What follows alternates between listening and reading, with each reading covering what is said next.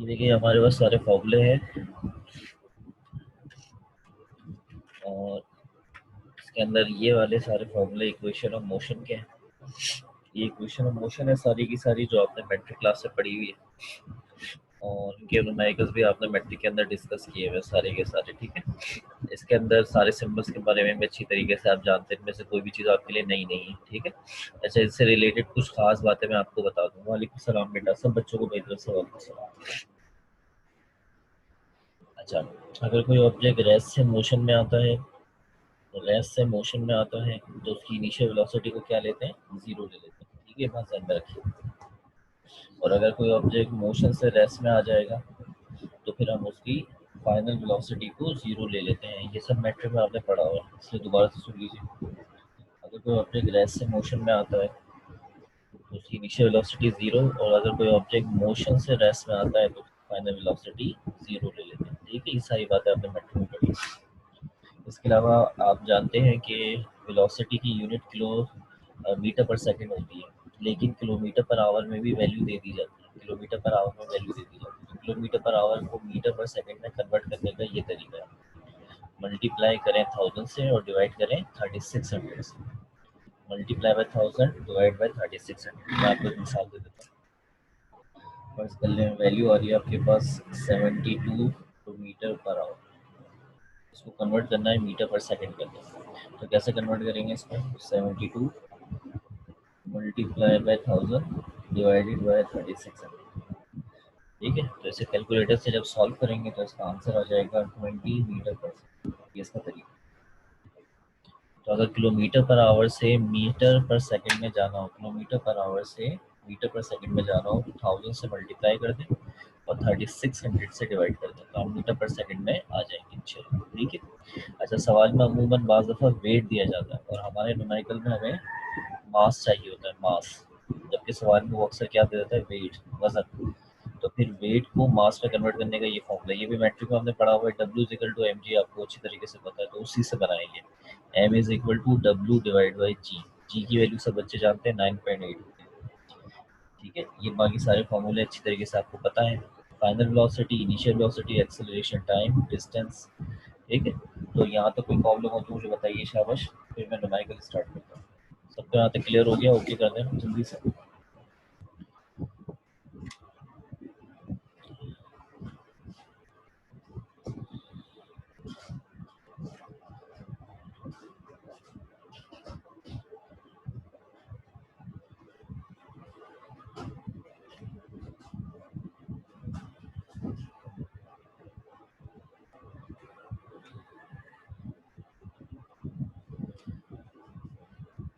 Very good, शाबाश। आइए start करते हैं। और बुक मेरे पास मौजूद है, पेज नंबर 94। अगर आपके पास फिजिक्स की बुक मौजूद है तो पेज नंबर 94 निकाल लें। क्वेश्चन नंबर 6, क्वेश्चन नंबर 6 ये। थोड़ा सा कैमरा में से निकल कर लेते हैं जी। ये क्वेश्चन नंबर 6। तो कैमरे से सर जैसा नज़र आएगा, मजबूरी आपको गुजारा करना पड़ेगा। अगर आपके पास बुक है तो अच्छी बात है, बुक नहीं है तो फिर आप यहाँ से देखिए। ये सवाल मैट्रिक क्लास के अंदर भी मौजूद है, तो थोड़ा सा इसके अंदर वैल्यूज थोड़ी सी आगे पीछे। ये किताब मैट्रिक क्लास का न्यूमेरिकल है, तो बहुत सिंपल से न्यूमेरिकल है। अच्छा, 6 और 7 दोनों सेम क्वेश्चन। 6 को मैं कंप्लीट कराऊंगा पूरा इंशाल्लाह ताला। ठीक है, और 7 जो है वो इंशाल्लाह ताला आपने खुद ट्राई करना होगा। पेज नंबर 94 बेटा, ये लिखो, पेज नंबर 94 नीचे लिखो। A bullet having a mass of 0.005 kg, एक गोली जिसका मास 0.005 kg है। बेटा पेज नंबर 94 नीचे लिखा हुआ है बॉटम पे, ये पेज नंबर 94। ठीक है, एक बुलेट जिसका मास 0.005 kg है, एक गोली जिसका मास 0.005 kg है, is moving with the speed of 100 metre per second. जो वेलोसिटी शुरू में बताई जाती है वो इनिशियल वेलोसिटी होती है। तो ये स्पीड का लफ्ज़ ज़रूर लिखते हैं, लेकिन एक्चुअली ये स्पीड नहीं, वेलोसिटी होती है। तो बुलेट की वेलोसिटी 100 मीटर पर सेकंड है, ये इसकी इनिशियल वेलोसिटी है। ठीक है, it penetrates into a bag of sand. ये बुलेट एक रेस से भरे हुए बैग के अंदर घुस गई। ठीक है, is brought to rest after moving 25 centimetre into the bag. उस बैग के अंदर 25 सेंटीमीटर ये आगे बढ़ी और उसके बाद ये रुक गई। रुकने का रीजन क्या था इसका? क्योंकि उस बैग में रेत भरी हुई थी, सैंड पार्टिकल्स। तो उस रेत ने उस बुलेट के ऊपर फोर्स लगा के उस बुलेट को रोक दिया, लेकिन बुलेट फॉल नहीं रुकी, बल्कि उसने बैग में 25 सेंटीमीटर का डिस्टेंस पहले कवर किया, फिर इसके बाद find the decelerating force on the bullet. Decelerating कहते हैं रोकने वाली फोर्स, ठीक है? वो फोर्स जो मोशन को रोक देती है वो डीसेलरेटिंग फोर्स होती है। जैसे गाड़ी का ब्रेक, तो गाड़ी का ब्रेक लगाते हैं तो वो भी गाड़ी को रोकता है, तो वो डीसेलरेटिंग फोर्स होती है। Find decelerating force on the bullet. Bullet पे लगने वाली डीसेलरेटिंग फोर्स निकालें। Also calculate the time in which it is brought to rest, और साथ में आपने वो टाइम भी कैलकुलेट करना है जितनी देर में ये बुलेट रुके। बहुत सिंपल सा न्यूमेरिकल है।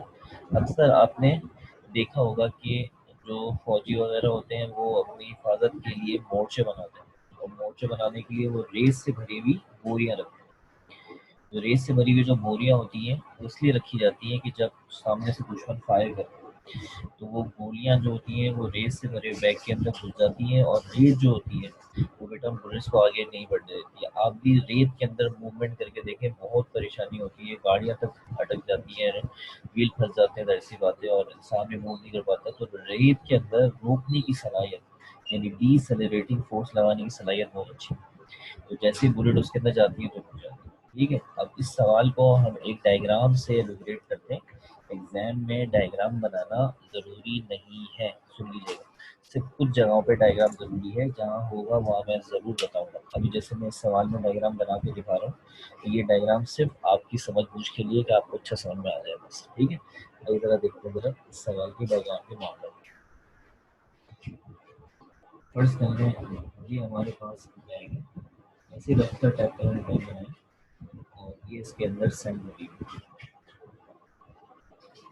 दिस इज द सैंड, और ये बुलेट आ रही है, दिस इज द, ठीक है। बुलेट का मास कितना है? 0.005 kg, ये बुलेट का मास है। और ये जो बुलेट है वो कितनी वेलोसिटी से आ रही है, वो इसकी इनिशियल वेलोसिटी है। सही है, सवाल में जो वेलोसिटी पहले बताई जाएगी वो इनिशियल होगी, 100 मीटर पर सेकंड। अब ये बुलेट इस बैग के अंदर घुस गई, और जाती गई और जाती गई, और अंदर जाने के बाद फर्ज कर लें यहाँ आकर कहीं रुक गई, जहाँ मैंने आप बना दी होता। ठीक है, इस हालत में आ गई भाई, रेस्ट में आ गई। क्यों रेस्ट में आ गई? इसलिए कि इसके ऊपर यहाँ से फर्ज कर लें, यहाँ से नहीं कह रहा, सॉरी, एक फोर्स लगी इसको, फोर्स में यहाँ से, ठीक है। और वो फोर्स हमें कैलकुलेट करके बतानी है। अगर ये रेस्ट में आ गई तो इसकी फाइनल वेलोसिटी जीरो होगी, और इसने कितना डिस्टेंस कवर किया? 25 सेंटीमीटर का डिस्टेंस कवर किया। ये है आपके पूरे न्यूमेरिकल का लुब्बे लुबा। तो आपको यहाँ दो चीज़ें निकालनी है। फोर्स कितनी लगी इसके ऊपर जिसने इसको रोक दिया, कितनी देर लगी, टाइम लगा, जितनी देर में ये बुलेट रुक गई। ठीक है, अब इसी डेटा को मैं यहाँ पे ट्रांसफर कर देता हूँ जल्दी से आपके सामने। तो मास दिया हुआ है 0.005 kg। डायग्राम बनाना आपकी मर्जी पर है, मैंने बता दिया। इनिशियल वेलोसिटी 100 मीटर पर सेकेंड, फाइनल वेलोसिटी 0 मीटर पर सेकेंड, डिस्टेंस दिया हुआ है 25 सेंटीमीटर। 25 सेंटीमीटर, जैसे कि आपको पता है सेंटीमीटर स्टैंडर्ड यूनिट नहीं है, इसको 100 से डिवाइड करना पड़ेगा। तो 100 से जब डिवाइड करेंगे तो ये किस में कन्वर्ट हो जाएगा? मीटर में कन्वर्ट हो जाएगा। इसके अलावा सवाल के दो हिस्से हैं, एक तो निकालिए फोर्स, और सवाल में दूसरी चीज़ क्या निकालनी है? निकालना है टाइम। यहाँ पे आगे हमारा ये डेटा कंप्लीट हो गया। आप मुझे बताइए यहाँ तक क्लियर है? अगर आपको, तो बात को और मजीद थोड़ा सा आगे बढ़ाते हैं।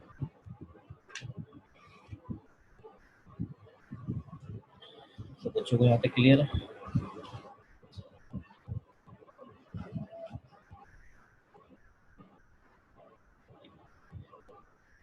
ठीक है मरीम, वेरी गुड, शाबाश।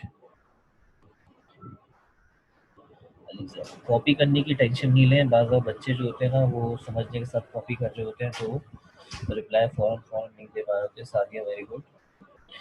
तो ये सारा मैं आपको शेयर कर दूंगा, ठीक है। ठीक है, अब हम इसकी कैलकुलेशन सीखते हैं कि इसको हम कैसे सॉल्व कर सकते हैं। आइए सॉल्व करना देखते हैं, इसको कैसे सॉल्व कर सकते हैं।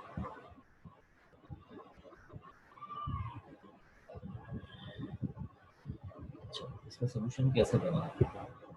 सोल्यूशन, अच्छा, फर्स्ट ईयर के अंदर हमें न्यूमेरिकल को जितना सादा अंदाज से हम सॉल्व करें उतना ही हमारे लिए अच्छा है, क्योंकि ये गिवन, रिक्वायर्ड, फार्मूले की हेडिंग, सोल्यूशन की एक अलग से प्रॉपर हेडिंग, फिर इस तरह करके कैलकुलेशन की हेडिंग, ये सब की सब बातें बेकार हैं फर्स्ट ईयर सेकेंड ईयर के लेवल पे। यहाँ न्यूमेरिकल बहुत बहुत बड़े होते हैं, टाइम की अहमियत सबसे ज़्यादा, इसलिए बहुत सादा अंदाज तैयार करें, आपका 0.1 नंबर भी नहीं घटेगा, ठीक है। बस डेटा की एक मुनासिब सी हेडिंग बना के डेटा बनाएं, और फिर इसके बाद जो है वो आपने सोल्यूशन बनाना, ठीक है। आप हेडिंग बना सकते हैं कि आप क्या मालूम करते हैं, टू फाइंड एफ, यानी टू फाइंड फोर्स। तो आपने क्या करा, आपने फोर्स का फॉर्मूला लगा दिया, लेकिन ये फॉर्मूला कामयाबी से नहीं लग सकेगा। अब ये फॉर्मूला आपने लगाया तो सही, लेकिन इसमें मास की वैल्यू तो गिवन है, लेकिन एक्सेलरेशन की वैल्यू गिवन नहीं है, तो एक्सेलरेशन की जगह कुछ भी नहीं आया और आपने इसको इक्वेशन 1 का नाम देके छोड़ दिया। अब इस सवाल को सॉल्व करने के दो तरीके हैं। पहला, या तो आप ये फॉर्मूला ना लगाइए, नहीं लगाए, और पहले एक्सेलरेशन निकालें, क्योंकि बगैर एक्सेलरेशन के सवाल सॉल्व भी नहीं होगा। एक्सेलरेशन निकालेंगे तभी जवाब आएगा, तो या तो पहले एक्सेलरेशन निकालें फिर फॉर्मूला लगा लें। दूसरा तरीका है जैसे मैंने करा, पहले फॉर्मूला लगा लें, इक्वेशन 1 का नाम दे दें, और फिर अब एक्सेलरेशन की तलाश करें। एक ही बात है, इससे कोई फर्क नहीं पड़ता। तो बच्चों, आपने यहाँ पर इक्वेशन ऑफ मोशन का सहारा लिया। इक्वेशन ऑफ मोशन ये वाली जो है आपको आपके टारगेट तक पहुंचाएगी। आप भी चेक कर सकते हैं, जो आपके पास फॉर्मूले थे मैं ऊपर लिखवाए थे, उनमें से यही एक फॉर्मूला है जो एक्सेलरेशन तक आपको पहुंचा सकता है, क्योंकि बाकी फॉर्मूलों में एक्सेलरेशन तो आ रहा है, लेकिन साथ में कौन आ रहा है, टाइम भी आ रहा है, और टाइम आपको पता नहीं, तो टाइम भी नहीं पता, एक्सेलरेशन भी नहीं पता, तो दो चीज़ें नहीं पता तो इक्वेशन नहीं लग सकती। सिर्फ एक यही इक्वेशन ऐसी है जिसके सारे पैरामीटर आपके डेटा में मौजूद है। एस भी गिवन है, वी एफ भी गिवन है, वी आई भी गिवन है, आप आसानी से ए निकाल लेंगे यहाँ से, ठीक। हम इक्वेशन को पहले अरेंज करें, V F square minus V I square divided by 2s। अब इसके अंदर वैल्यूज को सब्सिट्यूट कर दें। वी एफ की वैल्यू आ रही है 0 का स्क्वायर, वी आई की वैल्यू आ रही है 100 का स्क्वायर, और इसके बाद आ रहा है 2, और एस की वैल्यू आ रही है 0.25, ठीक है। अब इसको हम सॉल्व करना शुरू करते हैं। यहाँ से कैलकुलेशन देखेंगे, एक मिनट।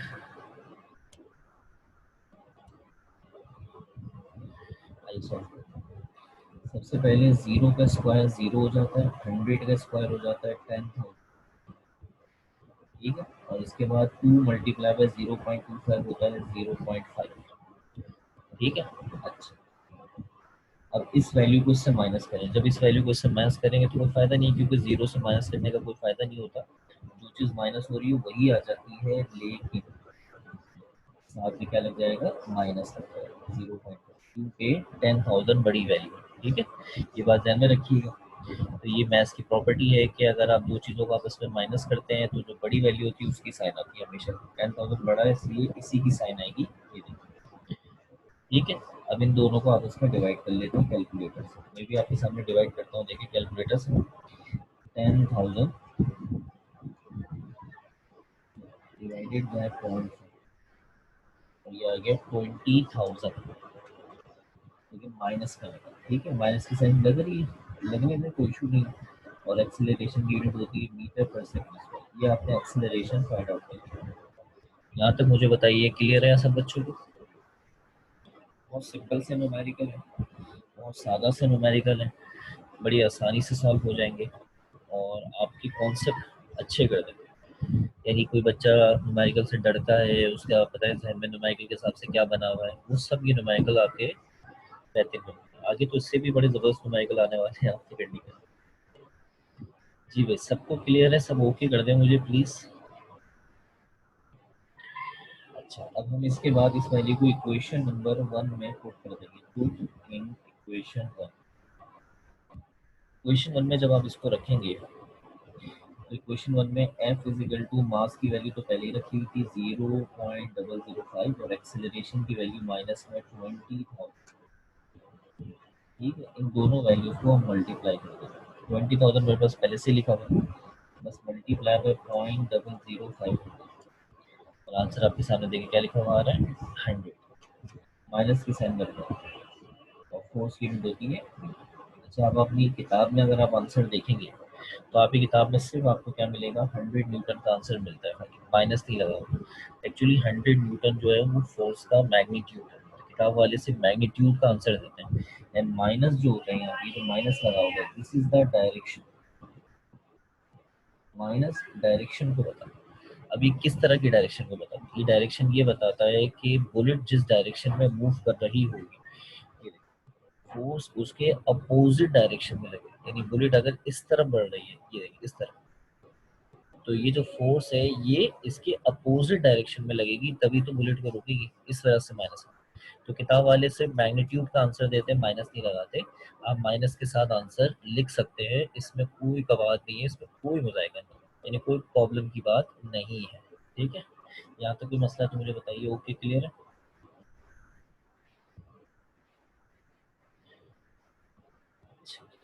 वेरी गुड, शाबाश। अब इसको बेस बनाते हुए हमने इसका सेकंड पार्ट ट्राई करना है, और सेकंड पार्ट जो है वो मैं आपको अरेंज करके दे देता हूँ, तरतीब से दे देता हूँ। टू फाइंड टाइम यानी टू फाइंड टी, आप उनने उसको खुद सॉल्व कर लेना। तो टाइम के लिए हमारे पास फॉर्मूला मौजूद है, V F is equal to V I plus A T. सबसे आसान फॉर्मूला इसका टाइम आ रहा है, ये टाइम आपने निकालना है। क्या इसमें बाकी चीज़ें आपको पता है? तो इसका जवाब है जी हाँ, क्योंकि वी एफ आपको पहले ही पता था, वी आई भी पता था, एक्सेलरेशन आप ऑलरेडी निकाल चुके हैं। तो जो चीज़ निकल चुकी होती है वो आपके डेटा का हिस्सा बन जाती है। ये भी डेटा का हिस्सा बन चुका है, अब ये भी डेटा का हिस्सा बन चुका है, तो इनको आप इस्तेमाल कर सकते हैं। अगर मैं इन तमाम वैल्यूज को अरेंज करूँ, ठीक है बेटा, 1 मिनट, 1 मिनट के लिए बेटा उससे रुकिए, ठीक है, 1 मिनट के लिए।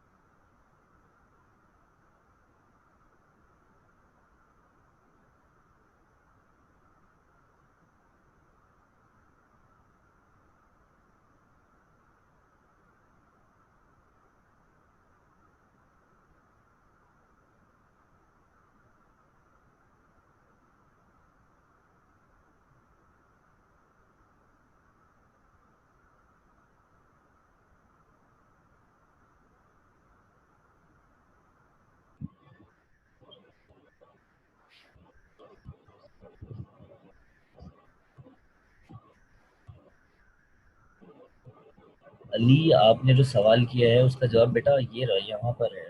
कैलकुलेशन नहीं देखी आपने पूरी बेटा? यहाँ 100 का स्क्वायर किया था, 100 का हमने स्क्वायर किया था, 100 के स्क्वायर पर 10,000 आया था। ठीक है, अच्छा बेटे, यहाँ से जो टाइम निकालना है ना, ये टाइम जो है वो हम आपको अरेंज करके दे देते हैं, उसके बाद आप उसकी कैलकुलेशन खुद कर लीजिएगा, क्योंकि आसान है। मैं अरेंज करके बस डायरेक्ट दिखा देता हूँ, और ये अरेंज करके कुछ इस तरीके से बनेगा। ये देखो, आप मुझे ओके करेंगे, आपको ये अरेंजमेंट समझ में आए मैट्रिक क्लास में, या इस तरह की अरेंजमेंट आप मैट्रिक का बार बार इसलिए रेफरेंस देता हूँ कि ये मैट्रिक से रिलेटेड सारी चीज़ें, इसमें फर्स्ट ईयर से रिलेटेड कोई भी चीज़ नहीं। ये प्लस का वी आई यहाँ जाके क्या हो गया, माइनस का हो गया। ठीक है, ये जो ए था, ए टी बचा, खाली ये ए जो था मल्टीप्लाई, वो इन दोनों के पास जाके क्या हो गया, नीचे डिवाइड हो गया, खाली क्या बच गया, टाइम। तो ये सारे स्टेप्स शो करने के बजाय आप डायरेक्ट कर सकते हैं, क्योंकि इस तरह की चीज़ें एग्जाम में अगर बहुत डिटेल से लिखी जाती हैं तो ये बहुत टाइम ले जाती है, और फर्स्ट ईयर के न्यूमेरिकल्स थोड़े से बड़े होते हैं, तो इसलिए इसको थोड़ा सा बेहतर करना है। ठीक है, वेरी गुड मरियम, शाबाश। तो बच्चों इसको सॉल्व कर लीजिएगा। अगर आपके पास बुक है तो पेज नंबर 94 पे ये क्वेश्चन मौजूद है, वहाँ पे आप बेटा इसका आंसर चेक कर सकते हैं। मेरे ख्याल से इसका जो आंसर रहेगा ये आपका होमवर्क है, ये आपने खुद ट्राई करना है। और ई का जो आंसर है 0.005 सेकेंड, ये इसका आंसर आएगा। जो बुक में आंसर आ रहा है, ठीक है। अच्छा, इसके अलावा ये सवाल आपको कैसे समझ में आया, उसके लिए एक और भी होमवर्क है, वो भी मैं आपको पेज नंबर के साथ बताया कि आपकी किताब की एग्जाम्पल है, एग्जाम्पल 3.5, और इसका पेज नंबर मैं आपको बता दूँ।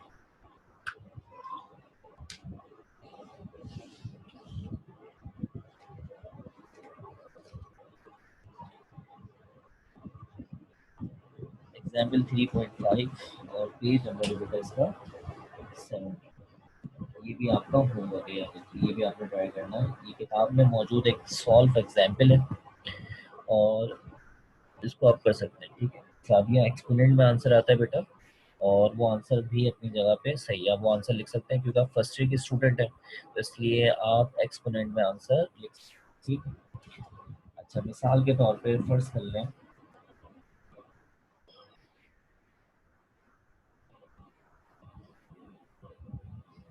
ये देखिए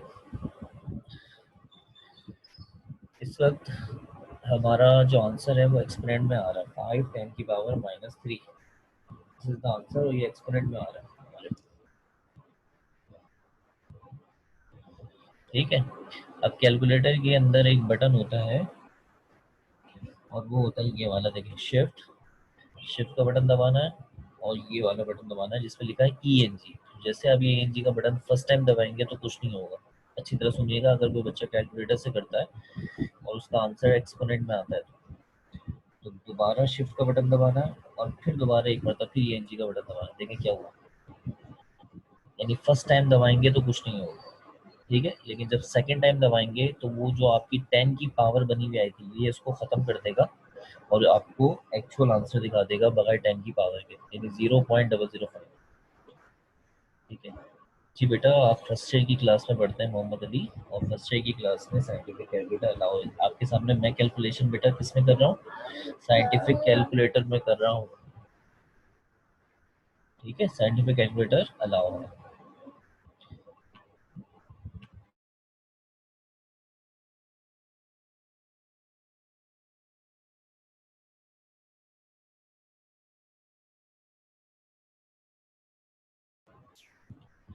अच्छा भाई, आगे बढ़ते हैं। उम्मीद करता हूँ आपके बहुत सारे सवाल के जवाब मैंने यहाँ पे दे दिए हैं, तो मैं अपने अगले सवाल की तरफ बढ़ता हूँ, और उस सवाल के बाद देखते हैं कि टाइम बचता है तो फिर हम क्वेश्चन नंबर 8 की तरफ चलेंगे, वरना उस सवाल के बाद मामला एंड हो जाएगा। इसका एक सवाल फिर क्वेश्चन नंबर 8 भेज रहे हैं हमारे पास।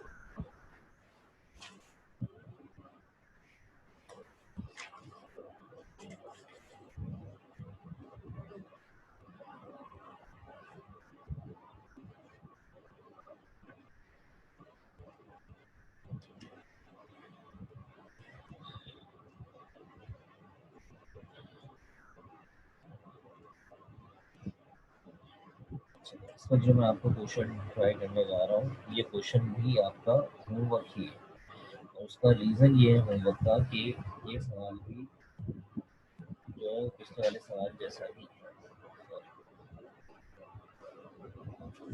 क्वेश्चन नंबर 7 देखिए, क्वेश्चन नंबर 7 को सॉल्व होता है।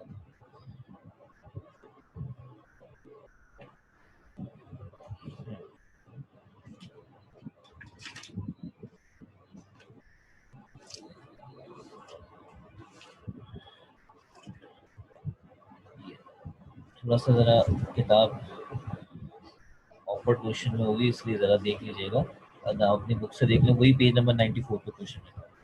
A car weighing 9,800 न्यूटन, एक गाड़ी का वजन 9,800 Newton, is moving with a speed of 40 kilometre per our. ये गाड़ी 40 किलोमीटर पर आवर की रफ्तार से चल रही है। ये इनिशियल वेलोसिटी हो गई है, गाड़ी का वजन दिया गया, वजन से मास बनाने का तरीका मैंने आपको शुरू में बता दिया। On the application of the brakes, गाड़ी के ड्राइवर ने ब्रेक अप्लाई किया, इट कम्स टू रेस्ट, गाड़ी रुक गई। After travelling a distance of 50 metre, यानी गाड़ी फौरन नहीं रुकी, बल्कि उसने 50 मीटर का फासला पहले कवर करा है, फिर इसके बाद ये गाड़ी रुकी है।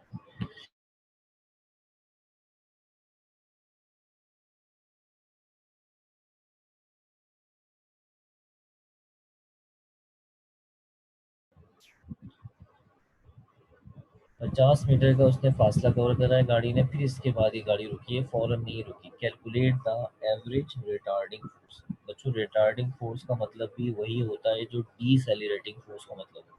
वो फोर्स जो मोशन को रोकती है उसको डीसेलिरेटिंग फोर्स या उसको रिटार्डिंग फोर्स कहते हैं। एवरेज के लफ्ज का यहाँ पे कोई खास यूजेज नहीं है, बस आप रिटार्डिंग फोर्स को समझ लें। रिटार्डिंग फोर्स का मतलब होता है रोकने वाले फोर्स। ठीक है, दोबारा सुन लीजिएगा। एक गाड़ी का वजन 9800 न्यूटन है, गाड़ी की स्पीड 40 किलोमीटर पर आवर थी, गाड़ी के ड्राइवर ने ब्रेक लगाया, गाड़ी रुक गई 50 मीटर का फासला कवर करके, आपने उसको रोकने वाली फोर्स। तो ये सवाल पिछले वाले सवाल जैसा ही है। आइए सवाल का बनाते हैं डेटा। सबसे पहले इस सवाल के अंदर उन्होंने वेट दिया हुआ है 9800 न्यूटन। तो आपने मास निकालना है। ये मैंने सवाल के शुरू में आपको न्यूमेरिकल्स के शुरू में फॉर्मूला बता दिया था कि जब भी वेट दे तो आपने इस तरह मास निकालना है, उसको डेटा में ही निकालना है। 9800 डिवाइडेड बाई जी की वैल्यू 9.8। जी की वैल्यू आपको याद होनी चाहिए। डिवाइड करेंगे तो आंसर आ जाएगा 1000 kg। इसके बाद सवाल के अंदर गाड़ी की इनिशियल वेलोसिटी, याद रखें सवाल में इनिशियल फाइनल नहीं लिखा होता, हमें खुद ही फैसला करना होगा ये इनिशियल है या फाइनल है। कैसे फैसला करें? जो शुरू में वैल्यू बताई जाती है वो इनिशियल होती है, ठीक है, और उसके बाद क्योंकि वो कार रुक गई तो उसकी फाइनल वेलोसिटी 0 हो जाएगी। ठीक है, तो इनिशियल वेलोसिटी हमारे पास कितनी है?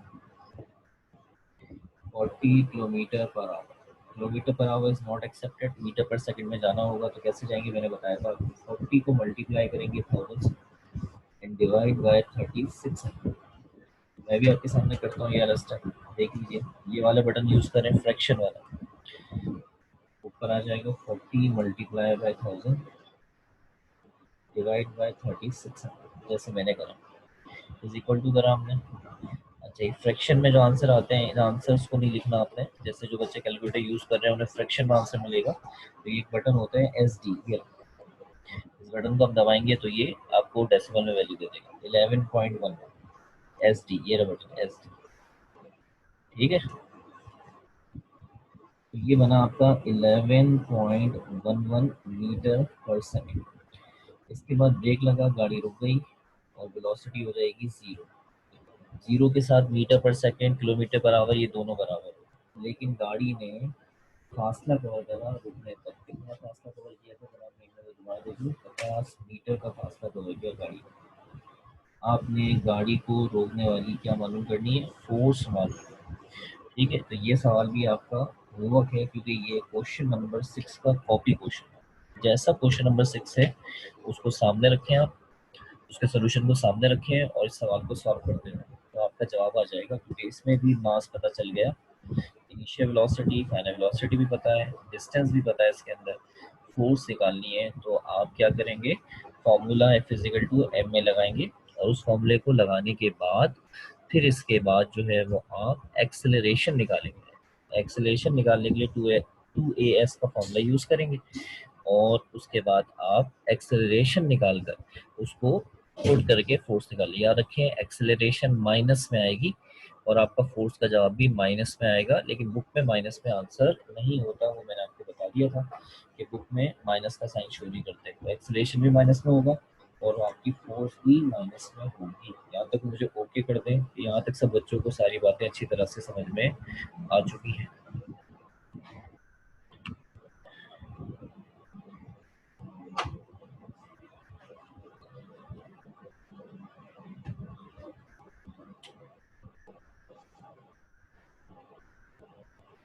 जल्दी से ओके कर दें।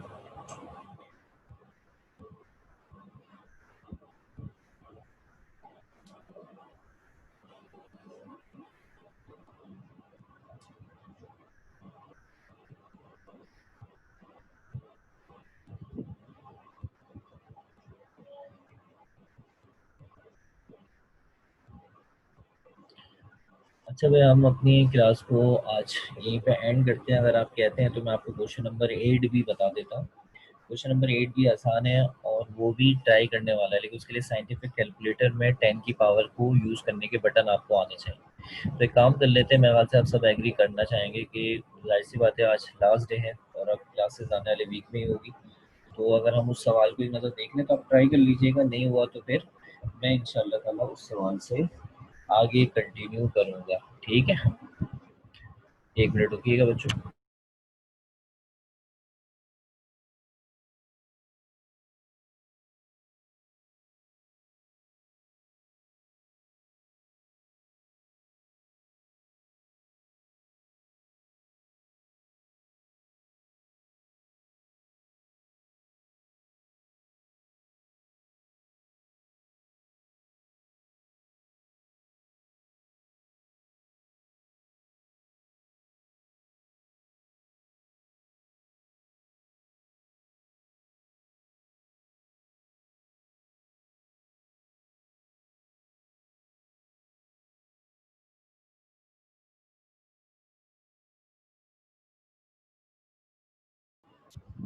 अच्छा, सॉरी फॉर द इंटरप्शन।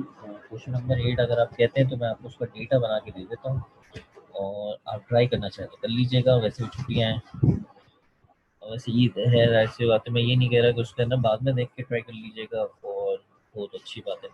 10 की पावर का कॉन्सेप्ट है इसमें, बाकी ज़्यादा और कुछ नहीं, ठीक है। एक अच्छा question, an electron in a vacuum tube. बस 2 मिनट के अंदर मैं ये बात बताऊंगा, बस इसके बाद फॉर्मूला साइन करेंगे। एक इलेक्ट्रॉन एक वैक्यूम ट्यूब के अंदर है। ओके, वेरी गुड, शाबाश मरियम, वेरी गुड, शाबाश, जबरदस्त। एक इलेक्ट्रॉन एक वैक्यूम ट्यूब के अंदर है, खाली ट्यूब के अंदर, स्टार्टिंग फ्रॉम रेस्ट। एक इलेक्ट्रॉन एक ट्यूब के अंदर है, और ये जो ट्यूब है उसके अंदर ये इलेक्ट्रॉन रेस्ट में था, is uniformly accelerated by an electric field. Electron हो या प्रोटॉन हो, जो चार्ज पार्टिकल होते हैं, अगर ये रेस्ट में होते हैं तो इनको हरकत में लाने के लिए हमें एक इलेक्ट्रिक फील्ड अप्लाई करनी पड़ती है। इलेक्ट्रिक फील्ड कैसे अप्लाई करते हैं, कैसे काम करती है, हमें इसकी डेप्थ में नहीं जाना, ये सब सेकेंड ईयर में आएगा। बस आप ये ध्यान में बिठा लें कि इलेक्ट्रिक फील्ड अगर इलेक्ट्रॉन या प्रोटॉन के ऊपर लगा दी जाए तो फिर इलेक्ट्रॉन प्रोटॉन रेस्ट से मोशन में आ जाएगा। तो इलेक्ट्रिक फील्ड ने उस इलेक्ट्रॉन पे फोर्स लगाई, जिसकी वजह से ये इलेक्ट्रॉन एक्सेलरेट हुआ, मतलब इसकी वेलोसिटी चेंज हो गई और ये आगे बढ़ा, so that it has a speed of 6 10 to power 6 metre पर सेकेंड। पहले ये रेस्ट में था, और इलेक्ट्रिक फील्ड की फोर्स की लगने की वजह से अब इसकी स्पीड 6 10 टू पावर 6 मीटर पर सेकेंड हो गई, जिससे अब ये मूव करे। और इस दौरान जब उसकी ये स्पीड बनी, उसने 1.8 सेंटीमीटर का डिस्टेंस भी कवर किया, after covering a distance of 1.8 centimetre. Find the force acting on the electron. आपने इलेक्ट्रॉन पे लगने वाली फोर्स निकाली। Take the mass of electron is 9.8 10 to power minus 31 kg। मैं आपको एक डायग्राम के जरिए इसको एलिब्रेट करता हूँ, देख लीजिएगा। क्वेश्चन नंबर 8 है बुक का ये, और इसके बाद आपने मुझे इजाजत दी। एक डायग्राम देख लें, रफ टाइप की डायग्राम है। फर्स्ट कर लें, दिस इज द ट्यूब, ये ट्यूब है, और ये आपका इलेक्ट्रॉन, और ये इलेक्ट्रॉन इस वक्त रेस्ट है। तो इलेक्ट्रॉन अगर रेस्ट में है तो उसकी इनिशियल वेलोसिटी 0 होगी, ठीक है। अब उसके ऊपर एक, यहाँ पर क्या लगी, शाबाश, एक फोर्स लगी। ये फोर्स आपको निकालनी है, और ये फोर्स किसने लगाई है, इलेक्ट्रिक फील्ड। ई एफ का मतलब इलेक्ट्रिक फील्ड ने फोर्स लगाई। अब ये इलेक्ट्रॉन रेस्ट से किस में आ गया, मोशन में आ गया। फर्स्ट के लिए इलेक्ट्रॉन यहाँ पहुंचा। तो अब जिस वेलोसिटी से ये चल रहा है वो वेलोसिटी है 6 10 पावर 6 मीटर पर सेकेंड। ये वेलोसिटी इसकी कौन सी हो गई, फाइनल। जब कोई रेस्ट में होता है तो इनिशियल वेलोसिटी 0, जब कोई रेस्ट में होता है तो इनिशियल वेलोसिटी 0 लेती है, बाद में जो वेलोसिटी आती है वो फाइनल हो जाती है, ठीक है। और उसने यहाँ से यहाँ तक का एक डिस्टेंस कवर किया, और डिस्टेंस है 1.8 सेंटीमीटर, ठीक है। आपने इलेक्ट्रॉन पे लगने वाली क्या निकालनी है, फोर्स निकालनी है। बहुत सिंपल सा क्वेश्चन है, देखें। तो हम यहाँ पे सबसे पहले जो इनिशियल वेलोसिटी है डेटा के अंदर इनिशियल वेलोसिटी लेते हैं 0 मीटर पर सेकेंड, ठीक है।